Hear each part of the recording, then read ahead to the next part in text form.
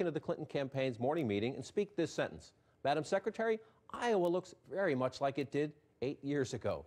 Ouch. Let's look at the polling. Hillary Clinton for a long time has been way ahead in Iowa, but a brand new Des Moines Register Bloomberg poll, 42% Hillary Clinton, 40% Bernie Sanders, 4% for the former Maryland Governor Martin O'Malley. So a dead heat between Hillary Clinton and Bernie Sanders.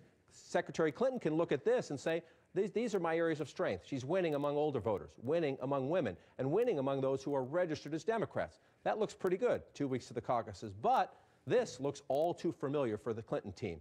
Bernie Sanders, just like Barack Obama in 2008, with a lead among first-time caucus goers, those who say they're going to come for the first time, with a big lead among independents who can come and vote on caucus night, and with a big lead among younger voters, those under age 45. Bernie Sanders now, Barack Obama then. So the big question, Jackie Kucinich, is there's a big debate tonight. What is it? Is this a Hillary Clinton's weak? Is it Bernie Sanders is strong, a combination of the two? You know, it seems like voters just haven't decided to go with Hillary Clinton. At the end of the day, she hasn't proven her point. She hasn't made her case enough to the satisfaction of Iowa voters. And you're right, we saw the same thing 8 years ago. One of the striking things about this poll is that 40% of those who were polled said they either hadn't decided or were up for changing their mind. They don't have the solid support yet.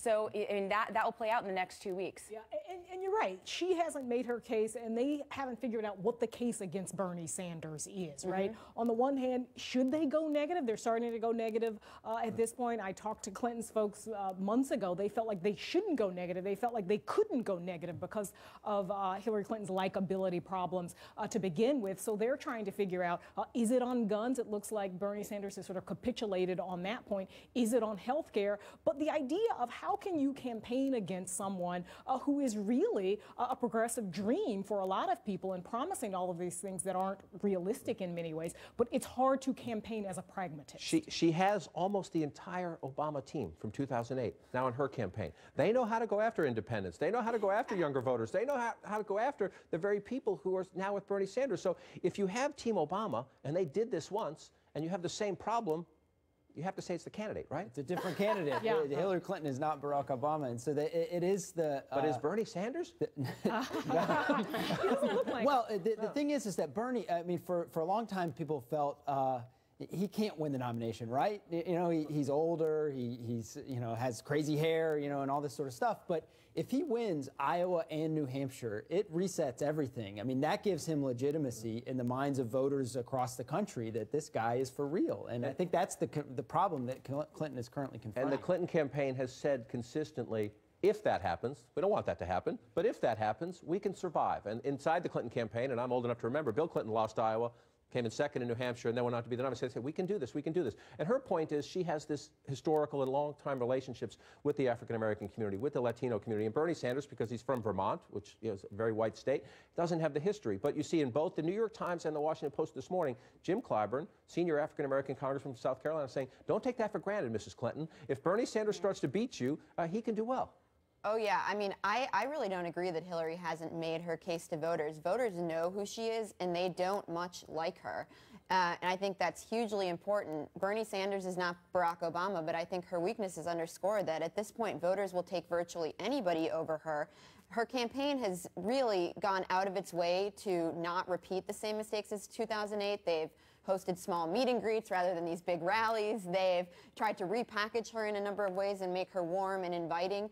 But, she's still not likable. And I think that her weaknesses in a general election, despite the candidates on the Republican side who are inflicting their own wounds on themselves left and right, really shouldn't be underestimated. Well, that's been an interesting one, too. And a week or so ago, she played the card she tried to play against Obama in 2008, saying, I don't need a tour of the White House. I know where the Oval Office is. Her version of the 3 a.m. phone call, if you will. I'm electable. Bernie Sanders isn't. And then, look, polls at this point, general election polls at this point, are mostly meaningless. But then polls came out showing Bernie Sanders running stronger against the Republicans than Hillary Clinton. And Bernie Sanders had a little bit of a Tarzan moment. And that electability argument, I talked to some of Sanders folks who are really trying to campaign in front of the African-American community and take the message. Republican side. Taking the message there.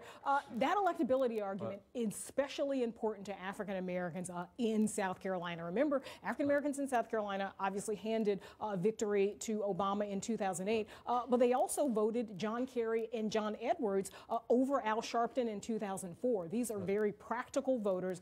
They want to back somebody who can win, and so they know the Sanders campaign really wants to take that electability argument to that. It'll be interesting because they have another debate tonight. You have 3 Democrats.